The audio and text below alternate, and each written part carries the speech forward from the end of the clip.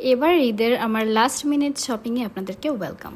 বেশ কয়েকদিন বের হওয়া সত্ত্বেও আমার বেশ কিছু টুকিটাকি জিনিস কেনা হয়নি, সেগুলো কিনতে আজকে আমি একা বের হয়েছি।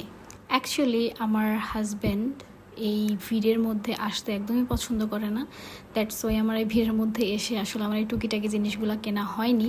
আজকে তার অফিস অফ, দ্যাটস ওয়াই আমি আমার বাচ্চাকে তার কাছে রেখে আমি একা একা শপিংয়ে চলে আসছি। ড্রেসের সাথে একটা ওড়না ম্যাচিং করে নেওয়া দরকার ছিল, সো ওইটা নিয়ে নিয়েছি ফার্স্টে গিয়েই। আমার হাতে সময় ছিল 1 ঘন্টা। এইবার আমি খুঁজতেছি ভ্যান প্লাজা নেল পলিশ কেনার জন্য।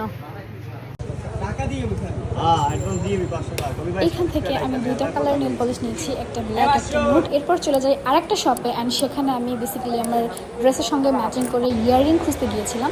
আমার বেশ 2-3 পেয়ার ইয়াররিং পছন্দ হয়ে যায়, আমি নিয়ে নিই। আমার টুকিটাকি কেনাকাটা কিন্তু অলমোস্ট ডান, অ্যান্ড 1 থেকে 1.5 ঘন্টা প্রায় হয়ে গেছিল। ও কাঁচা আম, কাঁচা আম কত চাচা? কাঁচা আম 160 টাকা কেজি। 160 টাকা কেজি।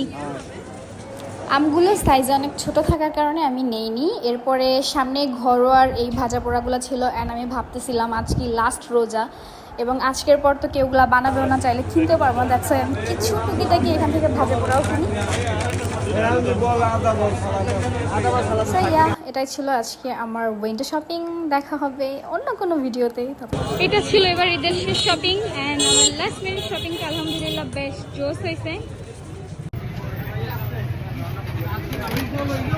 আমি জাস্ট 1 ঘন্টার জন্য বের হয়েছিলাম। এবার ঈদের মতো শপিং এখানেই শেষ। এই ভিডিওটা শেষ করছি। আল্লাহ হাফেজ, সবাই ভালো থাকবেন এবং সবাইকে ঈদ মোবারক।